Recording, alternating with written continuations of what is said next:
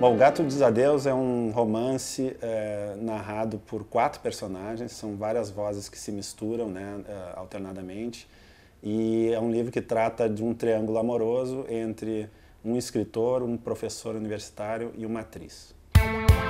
Valesca foi o pretexto para que Márcia voltasse a me procurar. Ela dizia que tinha comprado um remédio, uma pasta de malte para que o gato não vomite o próprio pelo, e em seguida perguntava dos meus planos para o sábado. Eu faria o de sempre, passar a tarde escrevendo e abrindo a geladeira. Um sábado no novo apartamento era um monólogo sobre dor de estômago ou concerto de uma dobradiça. E Márcia associava o fato de eu não sair de casa com uma certa disponibilidade para o mundo, como se tudo que eu esperasse fosse outra vinda dela.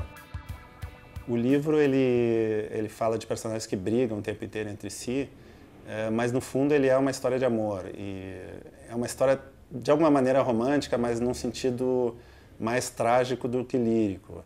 Trágico assim porque no fundo a relação central, que é a relação entre o escritor e a atriz, ela é uma relação muito intensa, né, de amor, mas que não pode dar certo por uma impossibilidade que, enfim, está contada dentro do livro.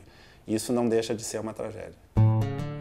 Ainda assim, ela me olharia achando que eu não era apenas aquilo, que podia haver algo de puro por baixo daquilo, algo que se confundia com o grau de insanidade daquilo, mas que teria força para sobreviver aos anos não como ódio, como mágoa, como desprezo, como culpa, como pena, como um imenso mal-estar que não deixou nada ir adiante na minha vida posterior ao dia em que a vi pela última vez, mas como a única coisa que pode unir duas pessoas de maneira tão intensa. Esse livro é um pouco diferente dos meus anteriores, porque, em primeiro lugar, é uma história que se passa no universo adulto, enquanto os outros tratavam mais de adolescentes. Em segundo, porque ele tem um registro mais oral, digamos assim.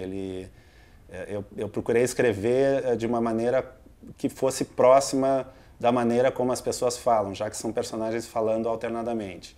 Isso fez com que a linguagem talvez ficasse um pouco mais suja, um pouco menos elegante do que nos livros anteriores, mas isso tem uma função que é justamente o de imitar um discurso oral.